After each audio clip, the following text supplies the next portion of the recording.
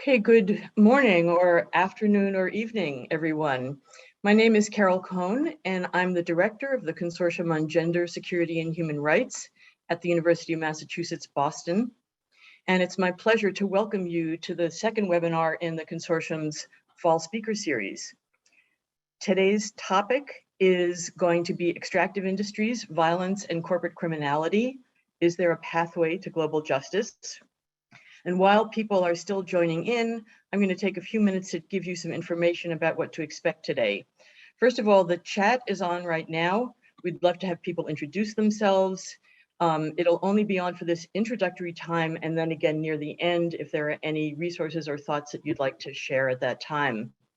In terms of the structure of today's webinar, after the panelists' initial presentations, there'll be a period where they will be in dialogue with each other, and then we'll move to questions from the audience. But we encourage all of you to put your questions into the Q&A throughout the panel. If you have any technical difficulties with Zoom while the chat is off, you can email us at info@genderandsecurity.org, and we will try to help. The webinar has closed captioning available. To turn on the closed captioning, please use the closed caption option at the bottom of your Zoom screen and select Show Subtitle. After the webinar is over, when you leave, there will be a short survey that will pop up.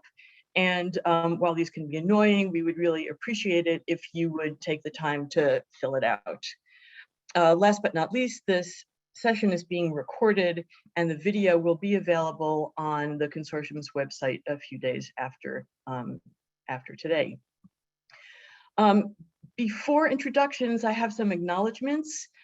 First of all, I'd like to acknowledge that any event like this takes a lot of work and a lot of people pulling together. I want to thank the UMass departments and programs that have generously co-sponsored this webinar, including the departments of Africana Studies, Anthropology, Asian Studies, Conflict Resolution, Human Security and Global Governance, Economics, History, Political Science, Sociology, Women's Gender and Sexuality Studies, and the Human Rights Minor, as well as UMass Boston School for Global Inclusion and Social Development and the Honors College. I'd also like to thank Jessica Leonard for our closed captioning, and the consortium's project manager, Melissa Loza, and interns Felicia McDevitt, Mia Tuma, and Sarah Bash for all the work they did to make this happen. Finally, before I introduce our panelists, I'd like to take a few moments for a land, labor, and life acknowledgement, inspired in part by the model of Sindiso Manisi Weeks. It's central to our understanding of what the consortium's work is all about to acknowledge the land upon which the University of Massachusetts Boston resides as an honoring of Indigenous peoples' enduring relationships with their traditional territories and as a recognition of ongoing colonial violence against both those peoples and their territories. UMass Boston and its surrounding communities are based on the unceded homelands of the Massachusetts, Pawtucket, and Nipmuc people, and we want to honor the diverse Indigenous peoples still connected to this land. We also want to acknowledge the ways that the land passed from Indigenous to non-Indigenous control is through a violent history of genocide, forced removal, the violent trauma of land being stolen from Indigenous people, and the death, dispossession, and displacement of countless individuals and communities. And we also want to emphasize that land acknowledgements by themselves are not enough. They're only one small step in supporting Indigenous communities, and they need to be followed by action building solidarity, by combating the ongoing structural and physical violence directed toward Indigenous peoples, and by supporting the land back movement. We also want to acknowledge that this country, like many others, has been built on the enslaved labor of Black and Brown people, and the physical and cultural violence and white supremacy underpinning that system are also ever present in this country today, as we are reminded daily. And finally, we want to honor the contributions of the waves of immigrants who came and daily come to this country as a more free choice, often when the violence, poverty, environmental degradation, and now climate breakdown in their home countries, hewn through hundreds of years of colonial and imperial relationships, have left them little other choice. So with those acknowledgements, it is now my great pleasure and honor to introduce you to today's distinguished speakers, who will help us take a deep dive into the topic of extractive industries, violence, and corporate criminality, and what it might be possible to do about the problems they create in countries emerging from armed conflict. We will start with Anna Zalik, who will address toxic extraction and corporate criminality. Dr. Zalik is Associate Professor in Environmental and Urban Change at York University in Canada, where she teaches in the areas of global environmental politics and critical development studies. Her research, in conjunction with colleagues and community organizations, examines and critiques the political ecology and political economy of industrial extraction, with a focus on the merging of corporate security practices and social welfare interventions in strategic exporters, particularly Canada, Mexico, and Nigeria. She's received various grants for research on topics related to the political economy of hydrocarbons, substantive industrial transparency, and the contested regulation of extractive industries in oceans beyond national jurisdiction. Emerging from this work and informed by critiques of capitalism and persistent colonialism and imperialism, her current research centers Canadian investment in the denationalization of the Mexican energy sector and the political economy of extraction in the global oceans and seabed beyond national jurisdiction. We'll next hear from Kathryn Kuhlman, who will explore mines as sites of crime against women. Dr. Kuhlman is an anthropologist who comes to us from Mining Watch Canada, where she has coordinated research and the Asia Pacific program for 20 years. Departing from a rights-based perspective, Kathryn has worked in solidarity with communities and Indigenous peoples affected by Canadian mining companies in more than 10 Asia Pacific countries and in Tanzania. The Canadian government appointed Kathryn as an advisor in national roundtables on the Canadian extractive industry in developing countries. She's provided expert testimony on mining in congressional inquiries in the Philippines, before the Constitutional Court in Indonesia, and for numerous Canadian parliamentary committees, as well as in a brief for the Supreme Court of the United States. She's published widely on mining, including in journals ranging from the Canadian Journal of Development Studies to the Journal of Sustainable Finance and Investment and Current Anthropology. After Anna's and Kathryn's presentations, we'll be asking what it would mean to take their ideas and the recommendations they make and apply them in a recovery or peace building context. Just how feasible is it? How complicated? And for those reflections, we're really privileged to have with us Marta Ruedas, who served over 30 years in the United Nations, gaining extensive experience in coordinating United Nations development and humanitarian work in conflict and post-conflict countries, as well as in supporting peace-building transitions. Her last position was Deputy Special Representative of the United Nations Assistant Missions for Iraq, as well as UN Resident and Humanitarian Coordinator in Iraq from 2018 to 2020. She previously served as the United Nations Resident and Humanitarian Coordinator for Sudan, UNDP Country Director in Afghanistan, Deputy Director of UNDP Bureau for Crisis Prevention and Recovery, and as UN Deputy Special Coordinator, Resident Coordinator, and UNDP Resident Representative in Lebanon. So lots of experience in conflict and post-conflict countries. And throughout her career, she has served in many other countries as well in Latin America, Europe, and Asia. So we have an amazing panel of speakers. At this point, I'd like to ask you to join me in welcoming them.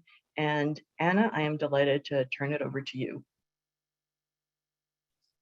Thank you so much, Carol, for the invitation to take part in this forum today to discuss these issues with Marta and Kathryn, and special thanks also to Melissa, Claire, and Denise for all your work to make this happen. So I'm going to go straight into it in terms of time. So there are two key points to this talk, and unfortunately current events have provided very apt examples for each of them. They are in a sense the same point turned on its head. So one has to do with the criminalization of protest. And for that, I'll draw from the current Wet'suwet'en standoff against the Coastal GasLink pipeline in British Columbia, which is in fact a project of TC Energy, formerly TransCanada Pipelines. And the second is around corporate activity that is legal, but by any conventional use would be understood as criminal negligence in effect. And this is an enormous ongoing spill from a former Shell lease in Nigeria's Bayelsa state.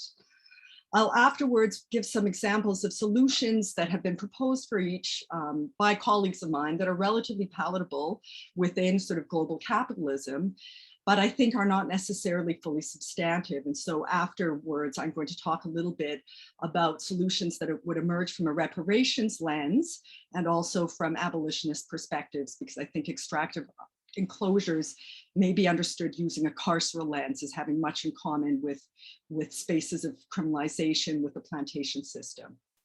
So I'm going to start with the second example, where purportedly legal corporate activity may be understood as criminal negligence. And this is in part arises from a massive spill, a blowout in the Nigerian Niger Delta from an oil field formerly licensed to Shell, which was one of the first leases in the Niger Delta. This blowout, as we understand it, occurred on November 5th and has received almost no international media attention. It was in fact 10 days until it received even national attention in Nigeria. Estimates put it at about 300,000 barrels equivalent of oil and gas together that have already been spilled, which would make this one spill equivalent to general averages on the annual figure for all spills in the Niger Delta. And this is a region of the world that's considered one of the most polluted by the oil industry on earth. Just today, there was a newspaper story coming from Nigeria where the governor described it as the worst spill he had seen in his lifetime. So this spill has received little or no international media attention because Shell conveniently divested, so sold off the lease for this particular area to what's referred to as an indigenous company, a Nigerian company, AITEO, in 2015, as it seeks to depart from contentious, poorly maintained onshore installations that would not meet international standards, most likely, to areas in the offshore that are removed from human settlements. I noticed that there are many colleagues here, or a number of colleagues from Guyana and from the Caribbean who are very familiar with how offshore holdings are also subject to a lot of these problems. So after divestment from these holdings through secretive and non-transparent contracts to the firm that's taking over the lease, to which the lease has been sold, liabilities for these wells can be removed from the books of such large transnational firms as Shell. So among the remedies within sort of a liberal framework that have been proposed for addressing this sort of a problem are changing rules to ensure that companies pay for cleanup. How that would be enforced is something else. Setting up funds, long-standing funds to cover historic damages. Implementing the polluter pays principle, which intersects with both of these, which would mean that the polluter is responsible, and in turn, implementing the polluter pays principle. And this is inspired by colleagues of mine, Kathryn Kuhlman, Ngobo Amese, Michael Watts, others, that no-fault liability needs to be implemented to pressure firms to maintain their facilities, because in many cases in Nigeria, this is something I don't have time to go into right now, but spills are attributed to sabotage from local populations, and thus the oil industry is able to remove themselves from blame and in turn criminalize the local population for interference rather than taking responsibility for maintenance. So from this point of criminalizing the local population, I'm going to turn to the second example, which is the current standoff between the Royal Canadian Mounted Police, the federal police in Canada, backed by both federal and British Columbia provincial governments, and with Suitin protesters in British Columbia in the midst of a massive flooding associated with climate change that's also ongoing. So the target of Indigenous land defenders has been access to work sites by the Coastal GasLink pipeline. They blocked the site because they're opposed to pipeline construction on their territory. Coastal GasLink, although frequently referred to as Coastal GasLink Company, is owned and operated, as I mentioned, by TC Energy, formerly TransCanada Pipelines, the proponent of the Keystone XL pipeline in the United States. Coastal GasLink will be piping its gas to a facility known as LNG Canada, Liquefied Natural Gas Canada, which is a facility basically owned by Shell. Now, to date, over 30 people have been arrested on Indigenous territory for blocking access road to the pipeline construction camp. Indigenous land defenders have also been charged here in Ontario for blocking railroad access. And I should say this comes on the heels of a major Shutdown Canada movement in solidarity with Wet'suwet'en land defenders against the same pipeline immediately before the first COVID lockdown. And that was known as the Shutdown Canada movement. And in the midst of the COVID lockdowns, the federal government increased fines to anybody who would blockade or interfere with railway lines. So among the remedies that have been given for this particular criminalization of Indigenous protesters is, for instance, the call by Grand Chief Stuart Phillip, Union of the British Columbia Indian Chiefs, calling for federal and provincial governments to uphold Indigenous title and rights, and also institute a moratorium on fossil fuel expansion.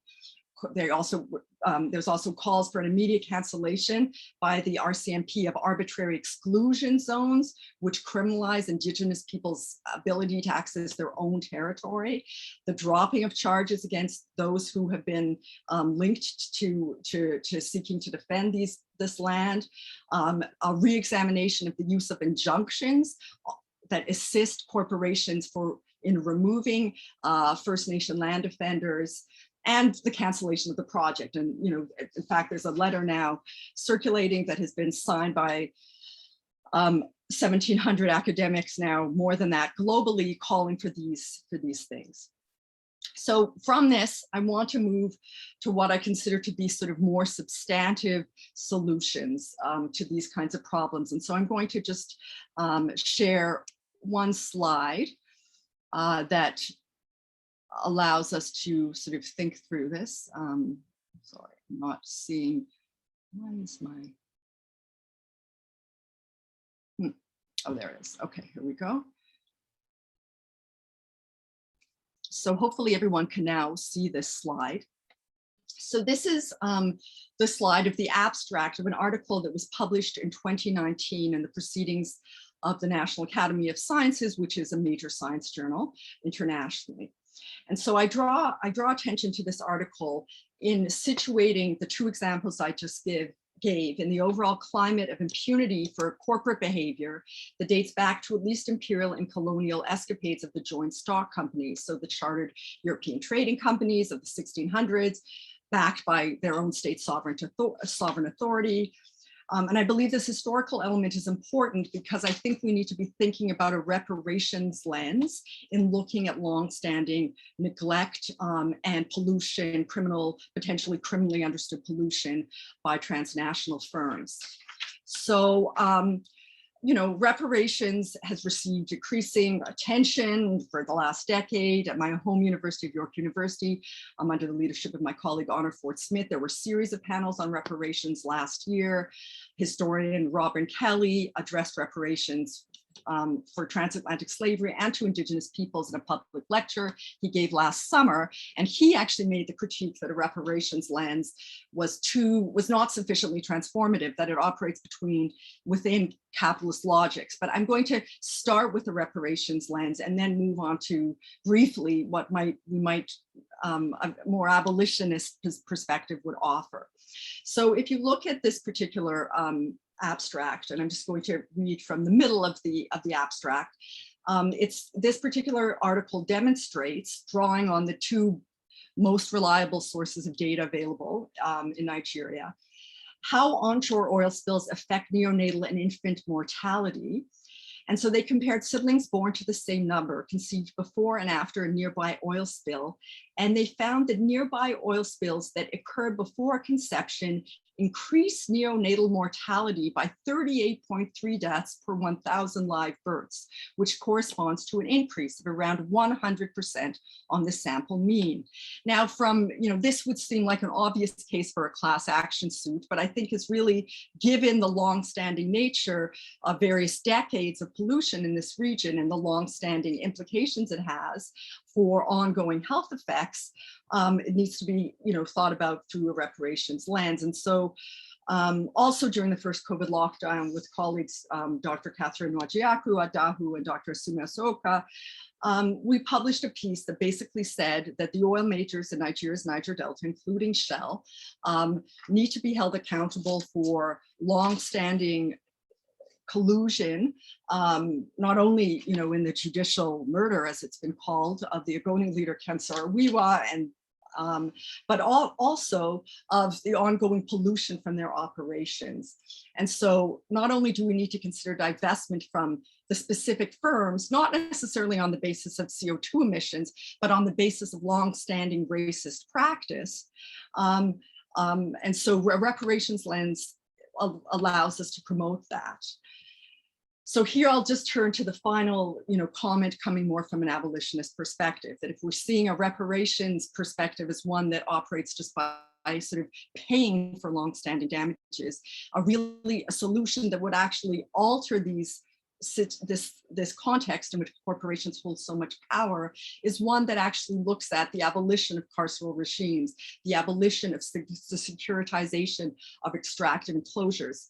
Again, at the same summer school that I mentioned where Professor Robin Kelly spoke on reparations, Professor Anthony Bogues of Brown University, signed an essay by Dylan Rodriguez that came out of a special issue in the Harvard Law Review on abolition, in which many prominent Black scholars and activists called for people to be thinking about eliminating carceral state violence through non-reformist reforms. And so really thinking about an approach that might look at actually turning over the fruits of sort of resource extraction to those who are impacted by it and allowing for actual self-determination on the basis of an abolitionist perspective that would decriminalize local populations and hold to account corporations. So thank you very much for your time, and I'll close there. Thank you.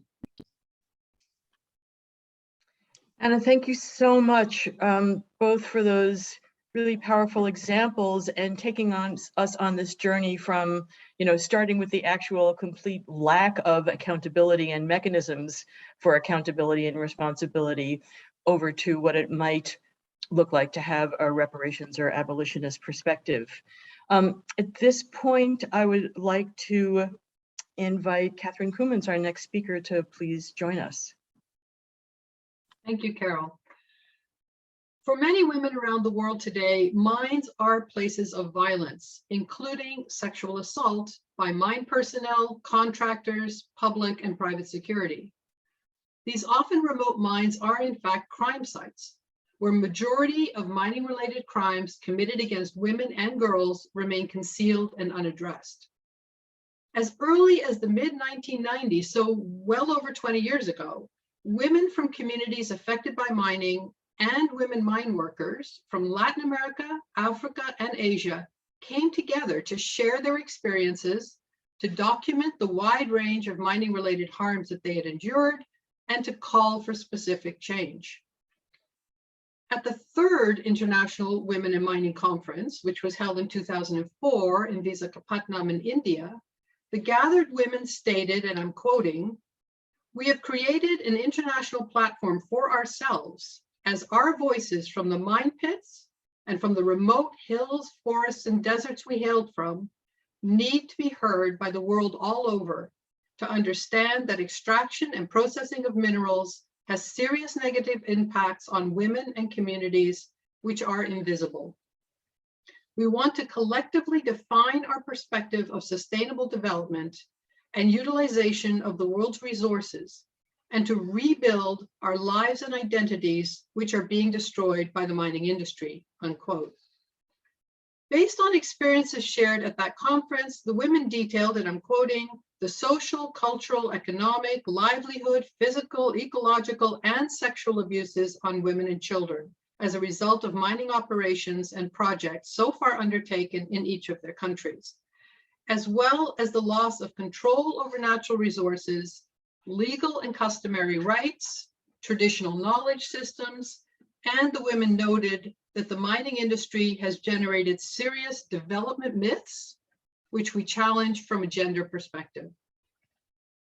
The women who participated in these early international gatherings have continued to gather to document the harmful impacts of mining on their lives and to advocate for change, agency, transparency, and accountability. This year, Sue Moody, who was in Visakhapatnam in 2004, together with Aya Mason of the Yukon Status of Women Council and Louise Moorcroft of the Liard Aboriginal Women's Society, published a harrowing report on the lives of Indigenous women working in remote mining camps in the Canadian North, finding that, and I'm quoting, 71.5% of the respondents experienced sexualized and or racial harassment, discrimination, and violence, unquote.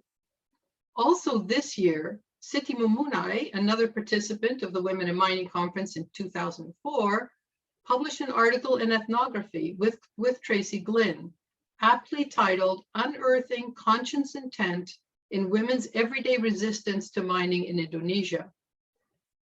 Both studies highlight Indigenous women's agency and resilience in the face of mining violence, but both also demonstrate the persistence of mining-related harm, loss, and violence perpetrated on community women and women mine workers. I'm going to briefly sketch two cases that I have personally been involved in over many years. Together, these cases demonstrate the persistent lack of an adequate response by the mining multinational in question, which is Barrick Gold, to the violent crimes perpetrated by its public and private security. These cases also demonstrate the failure to prevent harm and to provide access to remedy of a profusion of industry-led and multi-stakeholder and UN-initiated standards and guidelines that have proliferated over the past 20 years. The cases I'll discuss are the Porgera joint venture mine in the highlands of Papua New Guinea and the North Mara gold mine in Tanzania. Both mines are owned and operated through local subsidiaries by Barrick Gold, the second largest gold mining company, multinational in the world, and a Canadian company. At both of these mines, there were very strong and clear indications over many years that private mine security and police guarding the mines under memorandums of understanding were perpetrating ongoing human rights abuses, including beatings, rapes, gang rapes, shootings, and killings of local men, women, and children. In the case of the Porgera mine, for example, Barrick was made aware of allegations of criminal acts and excess use of force by mine security as early as 2005. It was also reported in the media that year. Starting in 2008, Porgerans traveled from Papua New Guinea to Canada yearly to attend Barrick's annual general meetings in Toronto, in which they publicly addressed the assembled shareholders and directors and told them that the mine security forces were killing local men and boys and raping and gang raping local women and girls. In Canadian parliamentary hearings in 2009 and 2010, academic researchers from Harvard and New York universities and I testified about the violence based on our own research findings. And Canadian media also reported on the issues over quite a number of years. But it was not until late in 2010 that Barrick acknowledged just some of the security-related violence at the Porgera mine. In the case of the North Mara mine in Tanzania, an extensive expose in Canada's main news outlet in 2011 detailed the violence perpetrated by mine security at that site. However, Barrick only responded after legal action was initiated in the UK in 2013 on behalf of some of the victims. However, even after that case was settled in 2015, Mining Watch Canada and RAID UK continued to document new cases of violence by mine security, eventually leading to a second lawsuit being filed in the UK just last year in 2020. So ongoing problems there. At both mines, Barrick responded to persistent pressure regarding security-related violence by putting in place project-level grievance mechanisms and using these strategically to undermine existing legal action in the case of the North Mara mine and to address legal risk in the case of the Porgera mine. At the North Mara mine, mine personnel sought out the clients in the lawsuit and offered them compensation packages in return for dropping their legal action and signing legal waivers against any future legal action. At the Porgera mine, Barrick implemented a time-limited grievance mechanism narrowly focused on victims of sexual assault by private mine security. And again, compensation was only provided in return for a legal waiver. At both mines, rape victims have spoken out about the inadequate remedy they have received through the grievance mechanisms. And at both mines, there are many more human rights victims, including rape victims, who have yet to receive acknowledgement, let alone equitable remedy. Barrick Gold is a member of both the Mining Association of Canada and the International Council on Mining and Metals. Both industry associations have weak voluntary standards and cannot enforce compliance. Barrick is also a member of something called the Voluntary Principles on Security and Human Rights, and references the membership when questioned about allegations of excess use of force by its mine security. This 20-year-old multi-stakeholder initiative is particularly weak and non-transparent mechanism. It lacks public reporting of audits. It does not allow third parties such as rights holders to file complaints, and it does not report publicly on any complaints that may be brought or dealt with internally. Finally, the grievance mechanisms that Barrick put in place at both mines and used strategically in response to legal risks it faced garnered the company considerable UN support, including from the author of the 2011 UN Guiding Principles on Business and Human Rights. These UN guidelines, problematically from my point of view, recommend that companies implement such project-level grievance mechanisms in response to the persistent problem of corporate impunity for human rights abuses.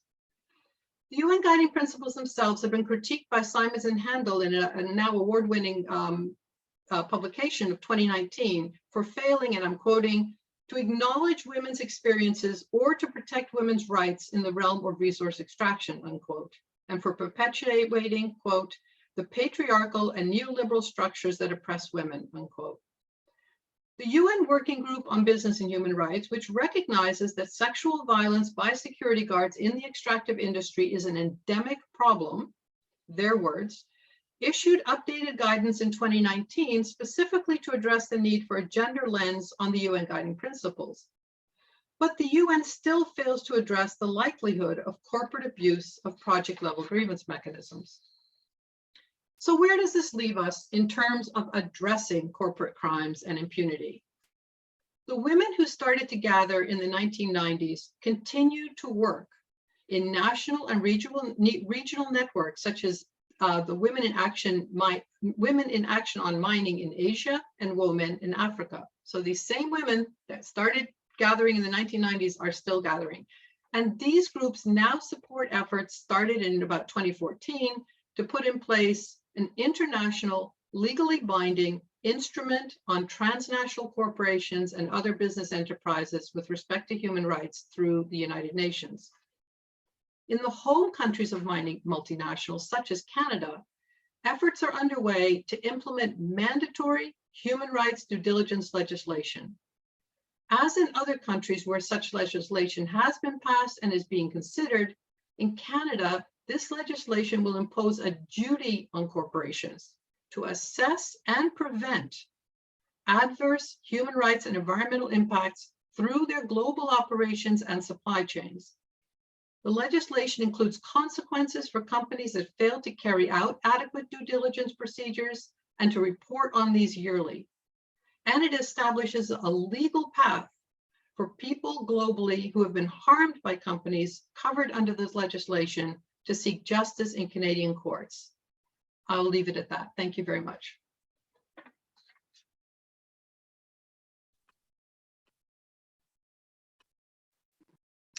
Thank you so much, Kathryn.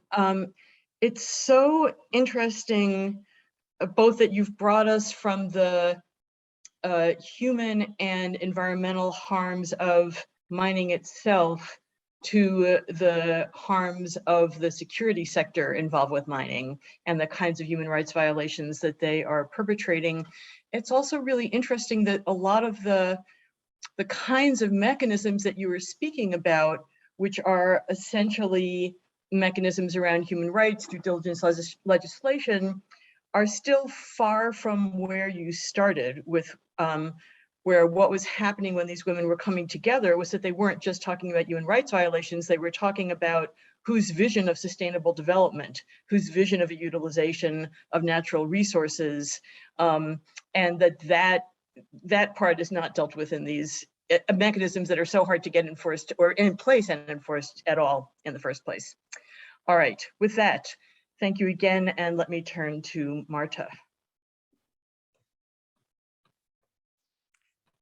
Thank you very much. I'm maybe just going to comment a little bit on from the perspective of my experience in countries as to the mechanisms that have been proposed. Now, I think, you know, from my perspective, one of the most important things to look at always is the incentive structures within which we're working.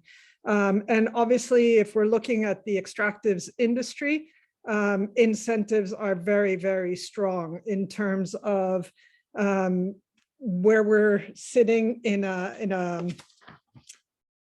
distorted set of incentives that is aimed at capture of resources by the elites both in the developing world and in a lot of the conflict countries where governance is weakest, where rule of law is weakest, and where it's easiest really to capture those resources.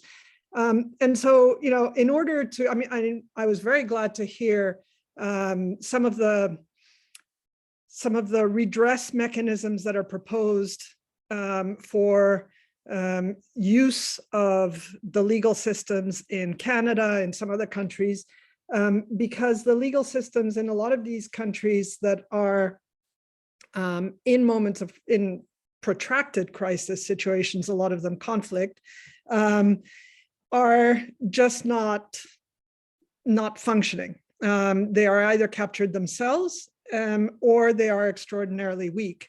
And you have to really try to, at least from the perspective of the United Nations, we've been trying to build up these mechanisms, not very well, as we know, but to live up to the 6 principles essentially of rule of law, which is legality, accessibility, the right to be heard and to participate, which speaks a little bit to what Carol was saying before, participation in the definition of what is at stake for the women involved, for example.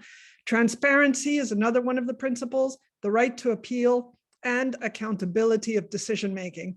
I think in most of the countries that we would be looking at, none of these 6 principles, perhaps legality, and to some degree accessibility, but none of the rest of the principles are really very closely held, and none of them are very strongly implemented. But even further, because we're sitting at the nexus of such a strong set of incentives that go international, I think a lot of these principles are somewhat threatened even internationally. So I was just reading actually this morning an article in World Politics Review looking at the corruption cases in Paraguay, where it all goes up the chain to the US. And I'm going to read now from this article. The US now ranks as the 2nd worst jurisdiction worldwide in terms of enabling criminality via secretive banking, anonymous shell company ownership, anonymous real estate ownership, and other forms of financial secrecy. So I think holding companies to account is important, holding wrongdoers to account is important, but ensuring accountability all down the chain from what in every single country, obviously, and in some it's going to be a little bit easier than in others, is absolutely critical. But from the perspective of the United Nations, I think host governments of a lot of these extractive industries are where we need to work most critically, because they're the ones that have created fertile conditions for contention by focusing so much on the extraction of these resources, by focusing on attracting foreign direct investment, so generating a lot of these incentives themselves. Of course, the foreign direct investors pay a great deal of money for this, so the incentives work both ways. So again, looking at the incentive structures, the presence of foreign companies in and of themselves can be seen as both prejudicial in the sense that they present some of the problems that you've been hearing in Kathryn's presentation and Anna's presentation. But if the pressures on their behavior, their corporate behavior is strong enough, then their presence in country can set a greater example of social investment if that is the way that the pressure can force them to behave. Again, I was reading another study that seems to indicate that the conflict associated with mining activities tends to increase when the total number of mining companies increase, but also when the ratio of foreign to national mining companies increase. So it's really hard to see which way the incentives work, and we have to really think very carefully when we are trying to push on a particular set of incentives, because it might, and that's happened quite often with the United Nations, it might be counterproductive in the end.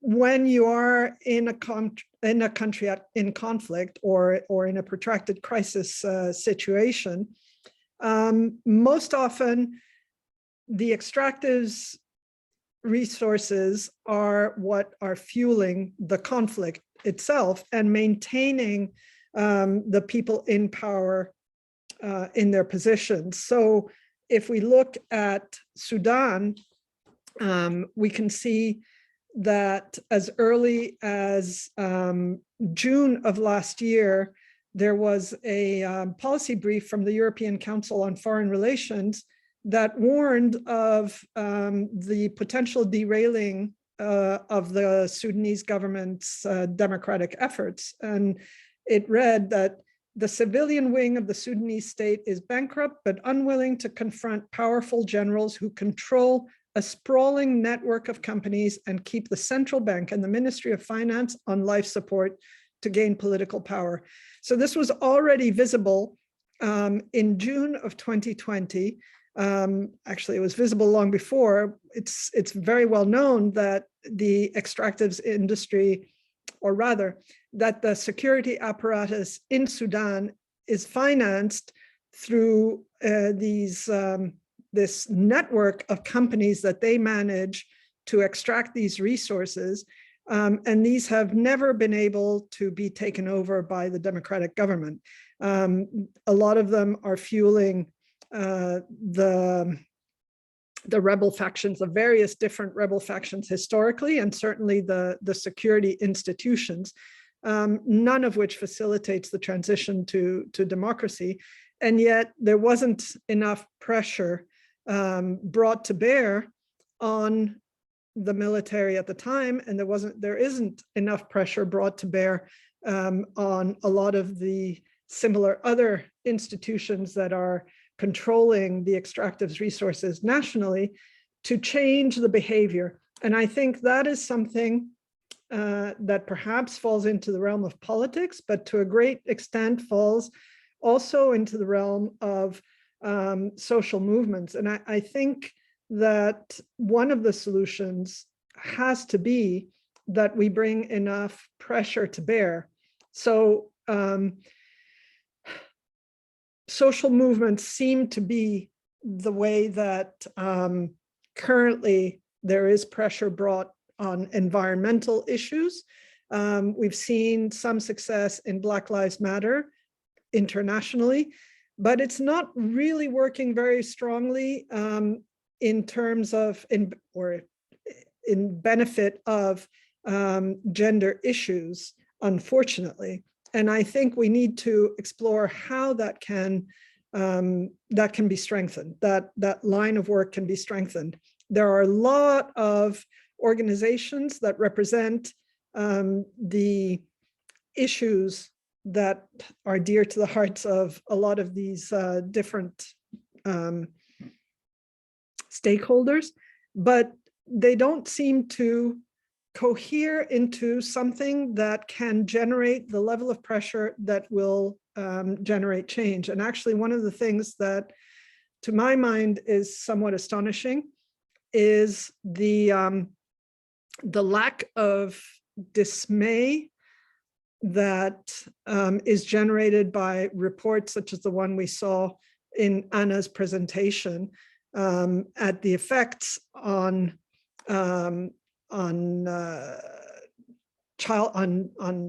fetal health that is generated by some of these mines.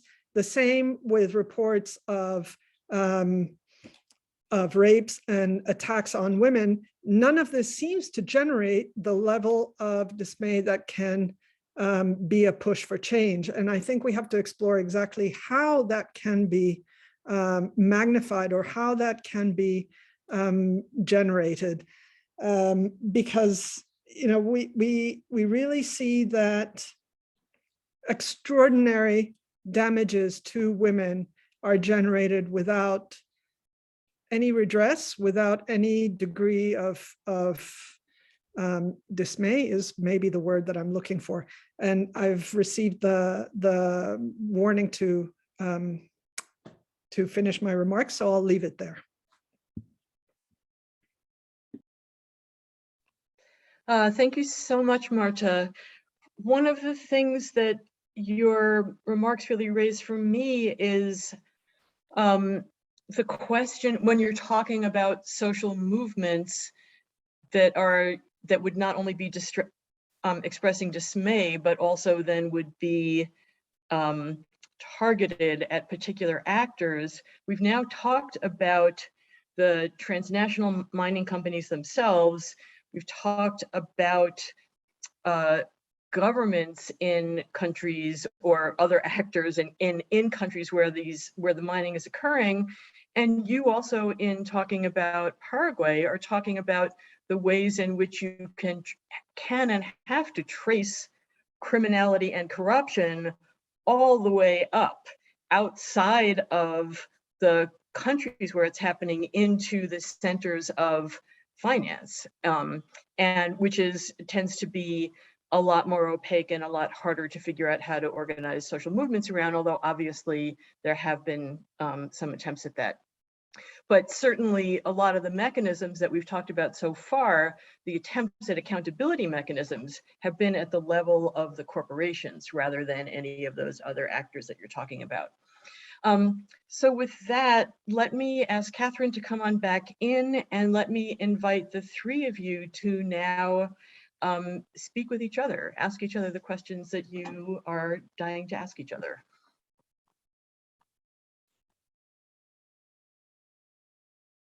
Well, thank you so much, Carol. I guess maybe I'll ask a couple questions now, and then we can turn it over. So these were fascinating presentations by Kathryn and Martha. And I guess I have a couple of questions for each of you. So in Kathryn's case, I was just hoping you could tell us a little bit more from your knowledge of these examples about how firms manage the relations with private security. You talked a bit about the voluntary principles on security and human rights, and how the extent to which the existence of private security firms sort of shields firms. And also, interested if you could tell us a bit more about the ways in which, the excellent mechanism proposed by the Canadian Network on Corporate Accountability, how the binding element of it would work. And then I guess for both you and Martha, also a question, something we were discussing a bit right before the panel began, specifically around investor-state dispute and investor-state arbitration lawsuits, the excellent panel that Mining Watch co-sponsored, Pillaged by Arbitration, a couple of days ago, and the ways in which the law, commercial law, allows firms to in fact threaten states. And there's both a UN and under both World Bank and UN investor state protection. So we're just hoping to hear, thinking maybe both of you could give your sense about that.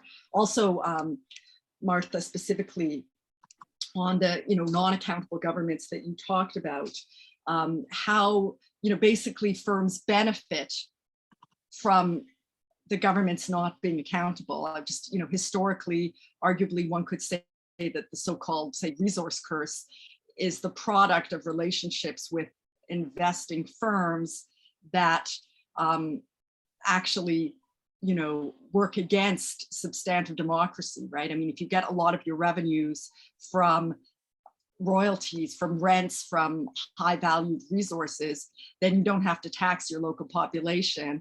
You don't have to invest in local industrial development, and thus you're even less accountable than you would be. I'm just interested in your reflection. So yeah.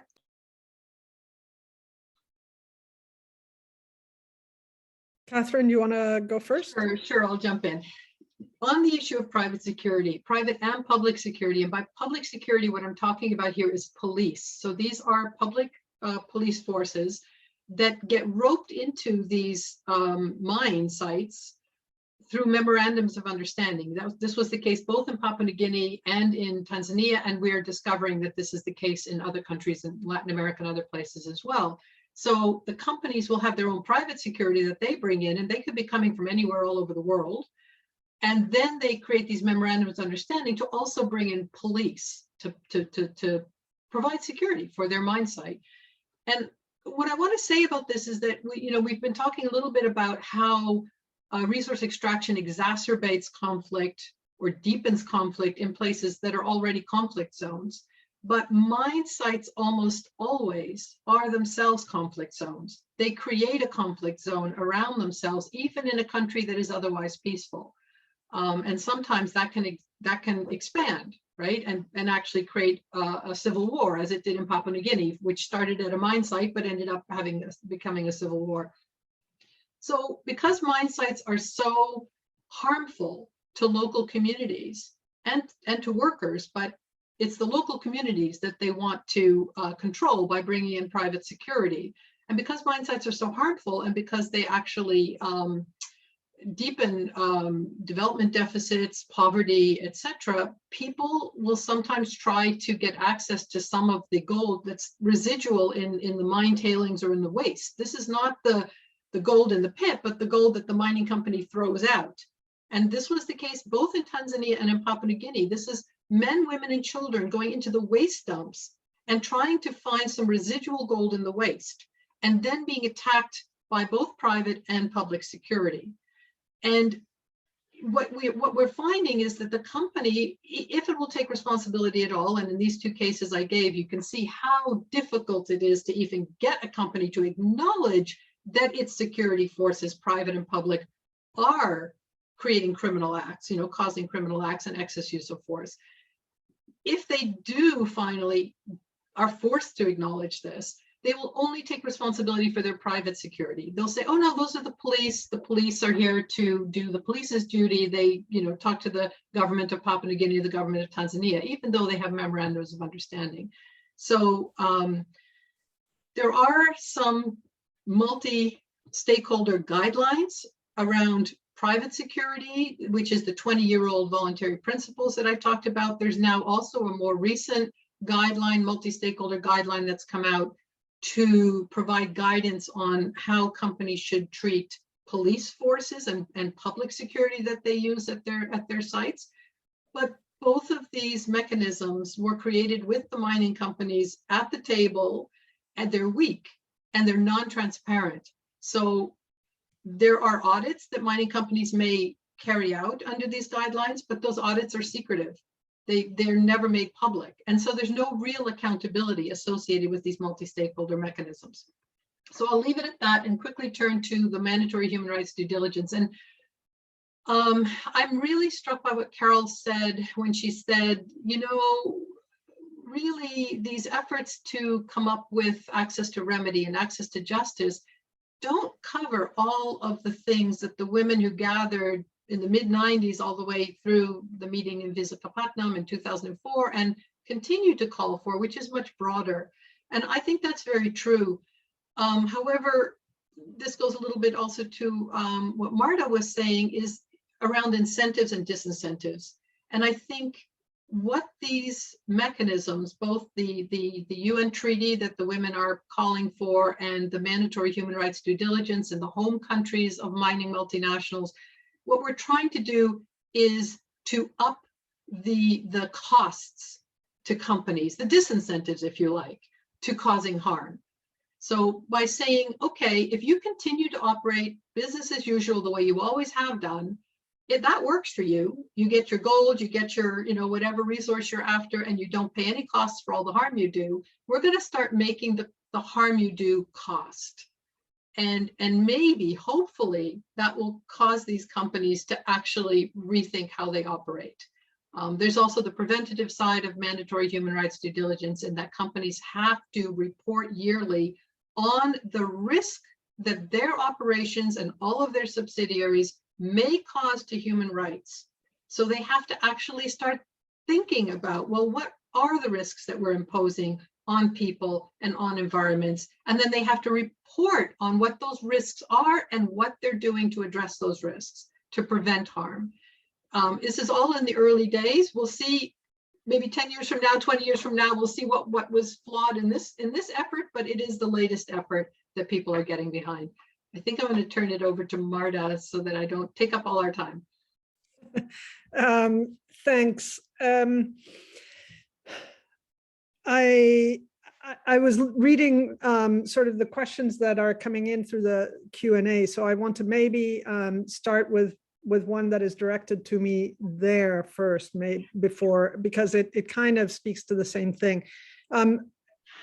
The question is, what is my opinion about interethnic tensions in Bolivia, where climate crisis is linked with the extractive industries and the expansion of agribusiness promoted by quote unquote white nationalists. And in a way that speaks also to my favorite topic of incentives, if we look at that, because to my mind, there's a huge distortion that is taking place in Bolivia via the political populism. That kind of discourse is distorting the way that things are being addressed and the way that things are being looked at in terms of foreign direct investment or foreign presence at all, the rights of indigenous communities, and the non-indigenous Bolivian population, let's say. All of it is being viewed through a lens of populist rhetoric that is generating, not all of it, but it is generating a hugely distorted view that all foreign presence is bad, and that all situations should be looked at from the lens of colonialism and its and the consequences of colonialism. And while that's not necessarily completely untrue, it's also not completely true. So I think it's very, very easy to simplify a view of things into, distinctly black and white, and that it makes it actually very, very difficult to resolve. I mean, there's a very strong legacy of colonialism in Bolivia, very strong and very negative, and the indigenous population has been hugely affected. But that situation is being used to generate a discourse that makes it very, very difficult to appropriately put limits on agribusiness, on extractives, and to generate a common view or a common, let's say, situation in which the miners and the company owners and the government can all sit around the table and discuss what might be the best approach. There is currently no way that those stakeholders can all come around the table and discuss. because of that populism. And so I just, that's, maybe I went overboard on the reply to the anonymous attendee in the Q&A.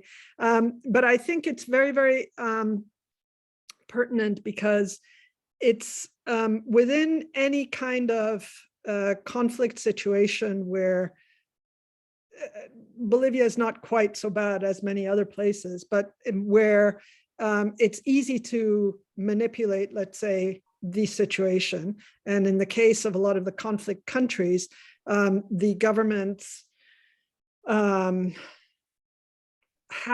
almost the exclusive use of those resources for their benefit. And that's, Anna, what you were talking about. They generate indeed a lot of money for the people in power to distribute. Generally, I mean, with the exception of potentially, the Gulf countries, where the population is large enough that the Gulf situation is not possible to maintain, it's really generally distributed so that the party in power can remain in power, or the people in power can remain in power. So it's generally not enough to create a welfare state, because even in situations like Venezuela, where that worked for a while, it didn't work long term, because the population was just too vast to maintain in that state. And now I've lost completely the thread of my discussion, so I'll turn it back over to all of you. I don't know if we still have time for me to ask Anna a question, Carol. Great. Yeah, and I was just struck by one of the many things in your presentation, but I'll pick on one, which was that you pointed out that a lot of the harm that's been done by the oil companies in Nigeria and what's going on right now in Canada, the Wet'suwet'en, is legal. It's actually being done legally. And so that makes me rethink or think again about, our push right now in Canada to create a legal accountability for our multinationals in Canada through mandatory human rights due diligence legislation, and whether that is going to run up against the fact that, the whole system around mining, financing, and the legal systems and the international dispute resolution mechanisms that you asked me about earlier are really in place to legalize a lot of the harm being done. I'd love to hear you talk about that a little bit. Yeah, I mean, I think, colleagues of yours have done excellent work documenting the ways in which private tribunals have served to allow firms to actually protect themselves under numerous bilateral treaties through international investment mechanisms, private arbitration. And so I guess, I think it is very important to be looking at, despite what I might have said, to also be considering what I guess could be described as reformist reforms, right? To be thinking about what kinds of judicial mechanisms might, put more pressure on capital, on firms to demonstrate due diligence, to protect rights. But there's these different kind of competing, I suppose, areas of law. I mean, there's the United Nations Declaration on the Rights of Indigenous Peoples that many are saying needs to be implemented, fully implemented in Canada, which might in fact suggest that various of these kinds of pipeline projects, the highly contentious ones, would not be able to proceed. But again, companies sort of piggyback on various kinds of divisions that were the result of centuries of colonialism. So, I mean, I agree with the point that Martha's making, that these are complex situations. And I think the complexity comes from a long set of historical dynamics.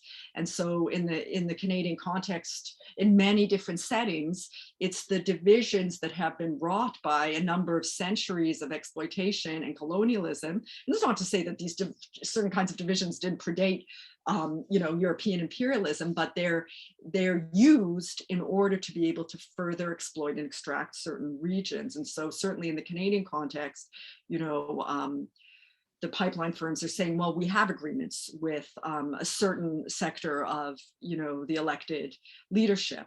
But, even under Canadian, decisions made at the level of the Canadian Supreme Court, in fact, the level of governance that they should be consulting with are the hereditary chiefs who are opposed to this particular conflict. So I guess what I would say, I'm kind of going on here about this, sorry, Kathryn, but, I think that the problem is that these various kind of elements of legal behaviors or, uses of law in defense of land defenders or to support corporate activity are in tension with one another.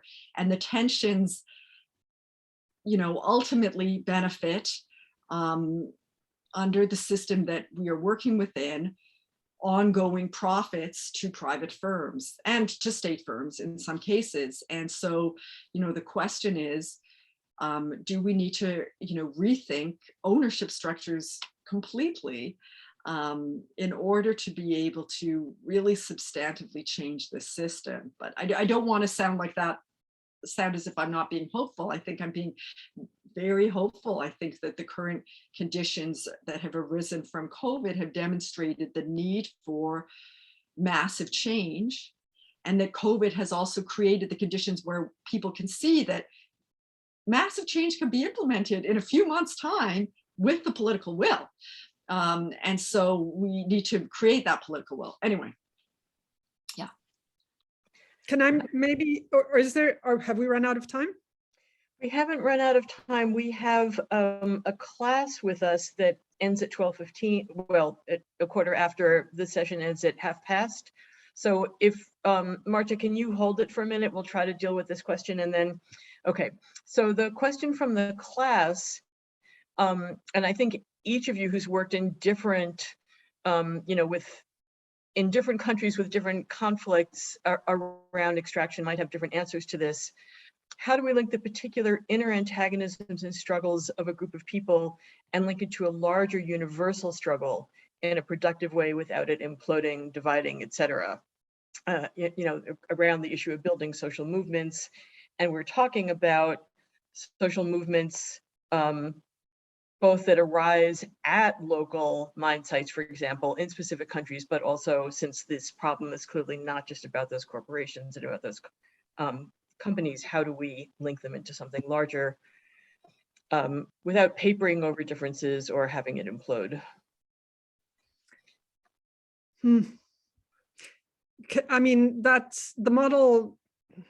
The most recent model is the Fridays for Future, right? Which was very local to start with and has generated something that is absolutely global and driving quite a bit of pressure. But so, I mean, that's a really, really good model to look at, but it is one where there is an existing global interest to tie into, maybe not an existing network at the start of the Fridays for the Future, but an existing interest already. I would say that for extractives, there's maybe not quite so much resonance internationally as yet, but I think there might be for transparency and for accountability of extractives. I mean, we've seen, the Pandora Papers and some of these other leaks have generated a great deal of interest internationally. And so there's clearly some resonance there. And I think it might be worthwhile to tie into something there, but that's my 2 cents, and maybe Anna and Kathryn can add. Maybe I'll just jump in to say that, and this is something I mentioned at the end of my presentation, that many of Mining Watch Canada's partners who are affected by Canadian mining companies in Latin America, Africa, and Asia Pacific are really rallying behind the UN treaty that's being in process at the UN. So this is, again, it started in 2014. This is the, it's a binding instrument. It's called a binding instrument on transnational corporations and other business enterprises with respect to human rights. And even though, you know, the UN is seen as a not perfect place to promote this kind of thing, it's still by our partners seen at least as a place that could play a role in coming up with a global solution to some of the problems that we've been discussing today. It has that potential. And so a lot of energy and a lot of time is being put in that place to try and come up with a global treaty that would be binding, that would restrict the excessive harms being caused by corporations and provide access to remedy for those who've been harmed. So I'll leave it there and turn it over to Anna.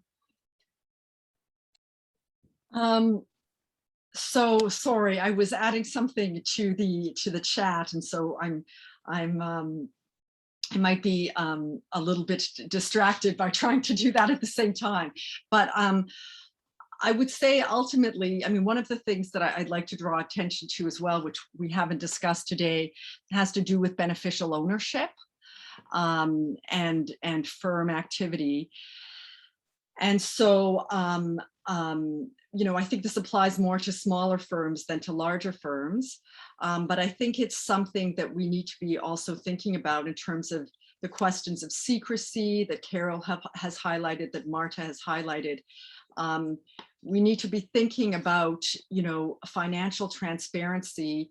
And, you know, both Carol and Martha underlined this as sort of essential to creating better governance. And these are things that are highly protected under contract law that, you know, varies from place to place. But that without that kind of transparency, it becomes extremely difficult to hold firms to account, to bring about just outcomes. So I guess I wanted to highlight that point. Thank you. I'm going to turn to some of the other questions that we've been getting. And again, since this class is largely about Latin America, let me go to this question. What are your thoughts on means and mechanisms to protect Indigenous environmental activists? We know, of course, a lot of the time their activism is around the effects of mine sites.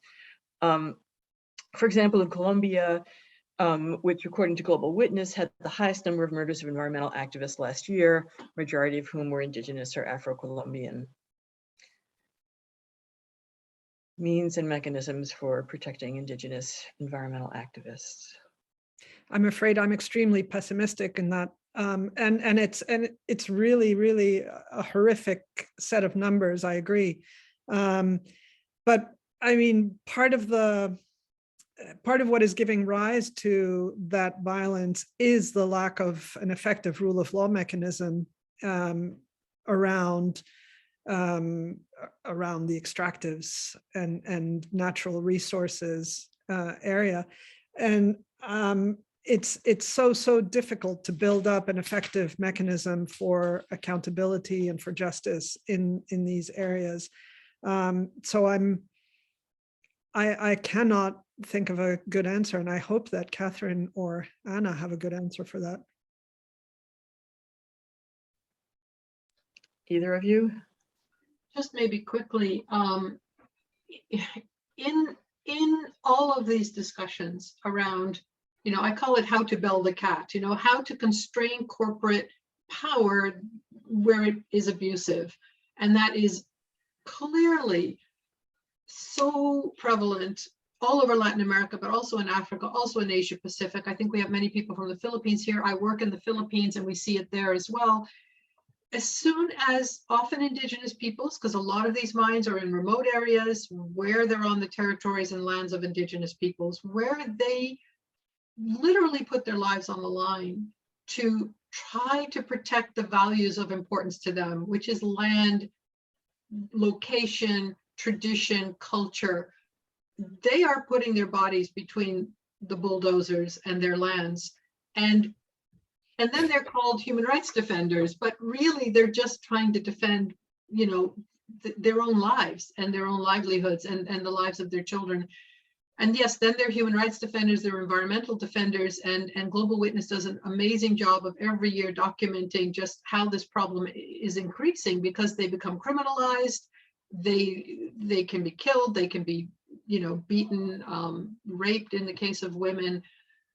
And, you know, this is not a separate problem from the bigger problem that we've been talking about, right? This is part and parcel. And so in these mechanisms that I've mentioned, such as the effort in Canada and in European countries to come up with mandatory human rights due diligence legislation, the rights of environmental defenders and human rights defenders are front and center in that legislation, as is the right of Indigenous peoples to free, prior, and informed consent, which is a part of this problem, but also in the UN treaty. You know, the UN has a special rapporteur on the rights of rights defenders, and they are constantly documenting these cases. And so the UN treaty will also be incorporating protection for these people within that mechanism. I'll leave it there. Maybe Anna has something further to add. You know, I was just thinking about the overall comment about Indigenous people's rights. And I think, you know, the environmental NGO community, you know, most of us who in the universities, I mean, in a sense, we are hiding behind Indigenous solidarity struggles, or they are leading the struggle. And that is to some extent an expression of systemic racism and colonialism, because it's their lands that are being violated, and then they become sort of the frontline defenders and are the ones most likely to be criminalized. And it's an expression of these broader dynamics that we're seeing. You know, I think it's very, you know, as the question that was asked earlier about the possible ways in which intervention and solidarity can implode some of the tensions that have been wrought by colonialism. I guess I'd say that, you know, at least in some places, in my own experiences with some contexts, for instance, in Canada, that while there might be some internal divisions and there might be certain groups that feel that they have to make an agreement with industry because that's the best way of providing some, you know, benefits to their people from the presence of extractive firms, they may also support a broader struggle that seeks territorial autonomy.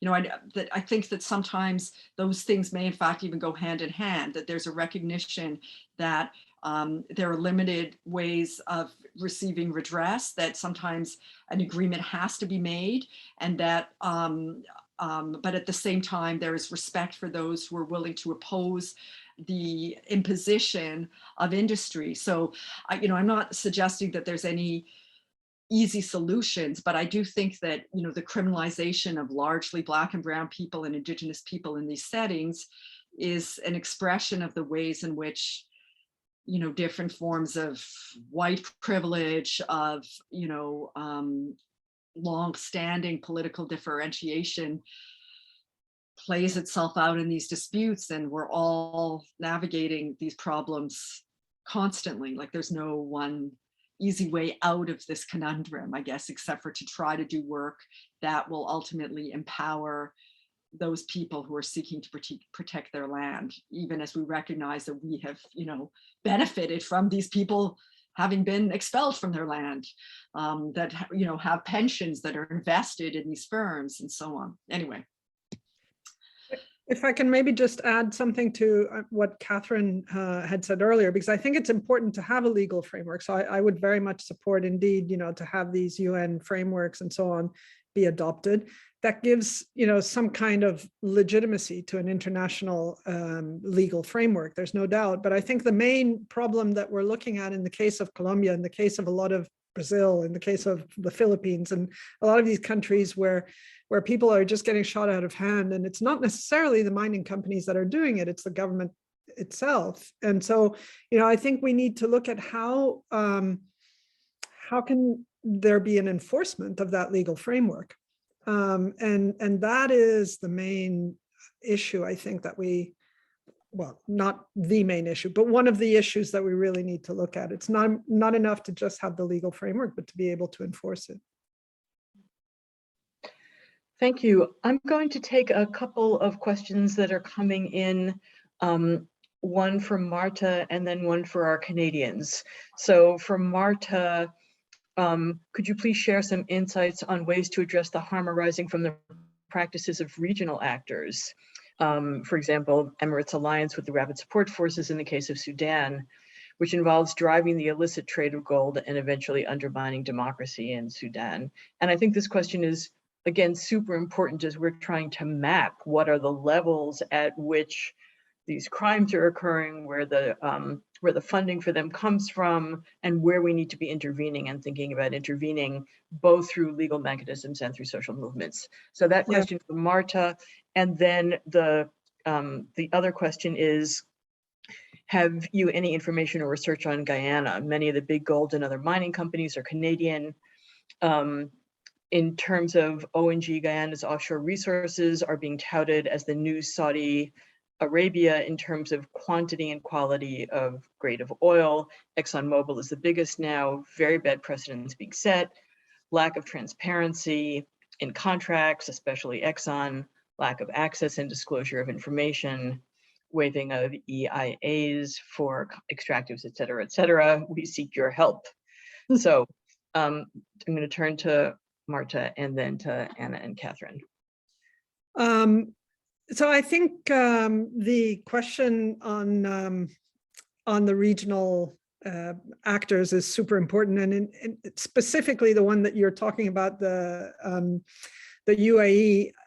They've become the hub for trading on conflict gold. So, you know, I mean, it's not a disinterested presence at all that they have in the Darfur conflict, and they are very present, and they have been very present in Sudanese politics for some time, injecting capital in support of repressive governments in the past, Omar al-Bashir and now, of course, and then RSF as well. I think there's only two ways to deal with that. One is through politics. You know, if there is a way to pressure the government of the UAE, either through pressure on other governments to put pressure on the UAE or through direct pressure, I think that's one way. The other way, which might be sort of more user-friendly, let's say, for individuals, is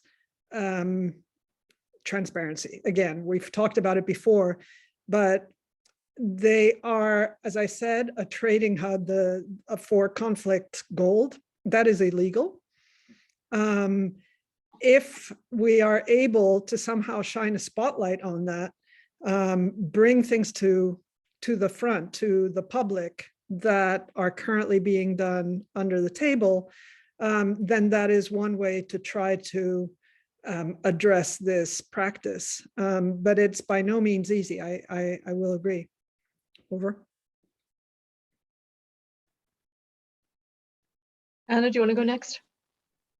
Sure. I mean, so on the Guyanese context, you know, I think there might even be some people on this call who are experts on this topic, but, you know, there was a long-standing interest of the Canadian bauxite mining industry, and they have, of course, have left, and some of these leases, for instance, in the Jamaican context, have gone to other firms, but, you know, might also be held accountable for long-standing pollution from the sites in which they were active. I'd say on the question of the, you know, the big Exxon find off the coast of Guyana, there's some, you know, excellent pieces published by Elisa Trotz, Janet Balkan, and other colleagues of theirs dealing with that, with the environmental impact assessment around that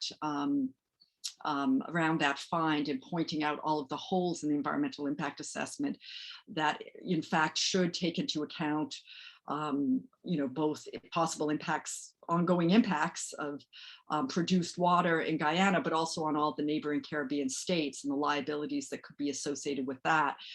You know, we're people at Mining Watch, other colleagues based all over Canada, Joan Kuyak, have done excellent work demonstrating the ways in which the Canadian Stock Exchange, the Toronto Stock Exchange, has served as a location from which smaller mining companies raise funds in order to be able to engage in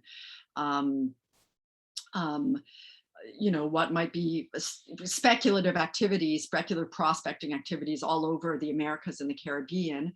And these are Canadian firms that also have considerable participation of, you know, mining companies that are, you know, mining investment from other parts of the world, from various parts of Europe, from Australia and New Zealand. And so I think much needs to be done to sort of open the books on firms that are traded through the Toronto Stock Exchange, you know, where perhaps there is some legislation that's been implemented, but, you know, more of the kind of binding legislation that Kathryn and Martha have been talking about, where they would need to disclose the results of their risk analyses more explicitly, not just to their shareholders, but also to the populations that could be affected by their operations. So yeah, that I think is what I'd say there. Thank you. Kathryn? I don't think I have anything extra to add on the Guyanese oil situation. Mining Watch focuses on mining, but and I think Anna's covered quite a few of the key issues there. Thank you. Thank you. I'm afraid we're running out of time, and so there are a few more questions in the Q&A, which maybe our panelists could type answers to privately. At this point, I would just like to turn to each of you and give you one final minute. And one version of that final minute would be, what do you think is most important to take away from this conversation for the people who are here with us? Perhaps a different version of a final minute would be, if you were thinking about not a government in a country coming out of conflict, but civil society in that country, and what it is that they might really focus their energies and attention on if what they care about is not continuing extraction in the same terrible ways that it has characteristically occurred. So that might mean anything from having better control over transnationals, or it might be actually changing who's exploiting it, or it might be rethinking altogether what role should extractives have in the economy of that country. So if you were, all of you are well acquainted with the harms of extractives, if you were advising a civil society organization in a country coming out of conflict about what to really pay attention to and really try and accomplish, what would it be?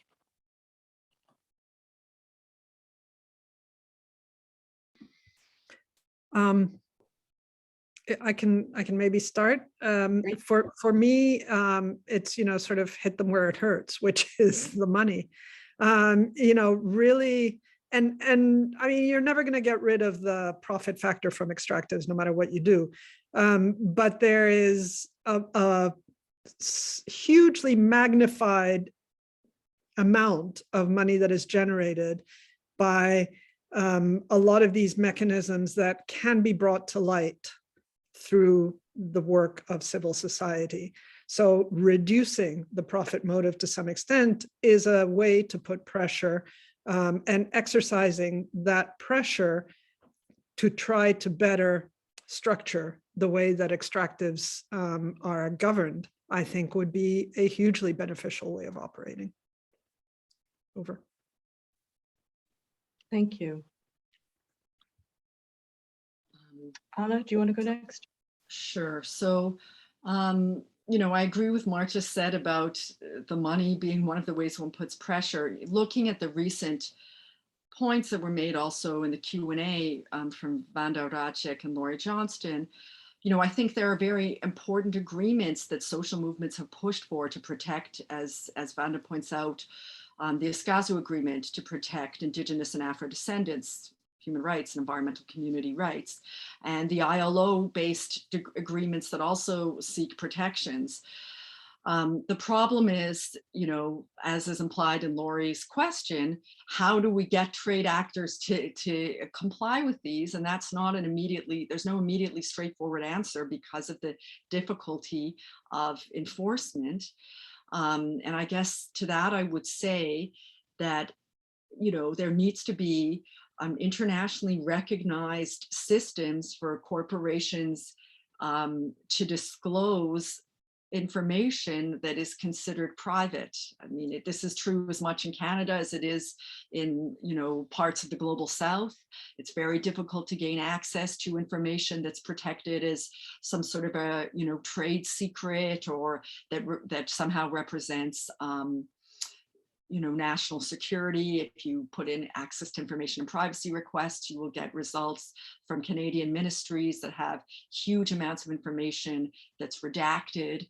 And, you know, hopefully, it's wonderful to hear about the panel on Green New Deals coming up through the consortium, because I think these kinds of problems will need to be addressed through sort of much more stringent legislation that puts a lot more pressure on firms and on those that finance firms to reveal their actions. And here I don't just mean on the part of countries that are receiving royalties, but also the firms themselves. So, you know, the kind of thing, the Nigerian Extractive Industries Transparency Initiative, the actual NGO consortium behind it has actually been very proactive in demanding more transparency from transnationals. And I think those kinds of things also offer really good examples for the kinds of national level solidarity and advocacy that is needed. But I think, you know, unless it's implemented at the international level, firms will always look for havens from regulation. And so we have to find ways of, you know, creating, I'm going on here a little bit, but, you know, creating systems where there's less tensions between what the same institution might be saying, where on the one hand, they're protecting human and environmental rights, and on the other hand, they're protecting trade secrecy. There needs to be some coherence in that kind of legislation. Thank you. Thank you, Kathryn. Yeah, I'm still struck, Carol, with how you started this round by saying, you know, if we think about what it is that the people who are facing this resource violence around the world would be asking for, what they're asking for. And one of the places where you can see this so clearly is in places where communities have come together. In the Philippines, it's quite prevalent to have these mining moratoriums where they say, okay, look, we've had a discussion amongst ourselves. No one consulted us, but we consulted ourselves. And we've come to the conclusion that the things that we really need to live and be healthy and prosper in the future generations are incompatible with having a big mine in our background, in our backyard. And in these mining moratoriums, they detail these things they care about. They detail the things they need for healthy development going forward, and why mining is incompatible with that. And you see the same thing in Latin America with what they call mining consultas, where the community comes together and consults itself and has a vote very often. And in the Philippines, this goes through the political process. So these mining moratoriums will be provincially regulated or municipally regulated. And you can see what people are asking for. But what underpins all of that is the right of communities and people, Indigenous peoples through free, prior, and informed consent, non-Indigenous people through these other mechanisms, these democratic mechanisms, to actually be able to say no, to actually be able to say, no, this is not going to work for us. It may work for the mining company, it may work for the shareholders, it may work for the Canadian citizens who, you know, get their pensions benefits from this, but it doesn't work for us. And to have that no be respected. And I think we're a long way from that. And if you think about what people fought for, free, prior, and informed consent, that process to get the United Nations Declaration on the Rights of Indigenous Peoples through the UN took like 20 years. And that was fought for by Indigenous peoples from Canada, from all over the world. And that needs to be implemented. It needs to be put into law. in places like Canada, and maybe that would make a difference in the Wet'suwet'en conflict that Anna's been talking about. But what that essentially means is that people have the right to determine their own futures. And this is pretty fundamental, and it's also a really big ask. And I know it's, you know, we've explained how complicated everything is and how much the system is set up in a way to provide corporations with power and with rights, and to remove rights and ability for healthy lives from the people who are impacted. But, you know, this is fundamentally at the basis. What we need is that people have some power over how they're impacted by corporations and by development destruction. I'll leave it there. Well, it's a great place to leave it. And lest we listen to that and just think, pie in the sky, we'll bring in the example that El Salvador has actually banned gold mining and mining for other metals, right? So this is possible. Of course, it's a very specific situation. Others have other forces at work, but this is a possibility. So with that, I just want to thank you, Anna, Kathryn, and Marta, for really wonderful presentations and dialogue. I want to thank those of you in the audience who came to be with us and sent in questions. I also want to remind you that there will be this little survey that pops up that we'd appreciate it if you would take a moment to fill out. And yeah, and really, I want to appreciate what an important, really critical topic this is that we've been discussing, and how useful these contributions have been. So my thanks to everybody, and for we will have more webinars along these lines next semester, so we hope that you will join us then. My thanks and goodbye.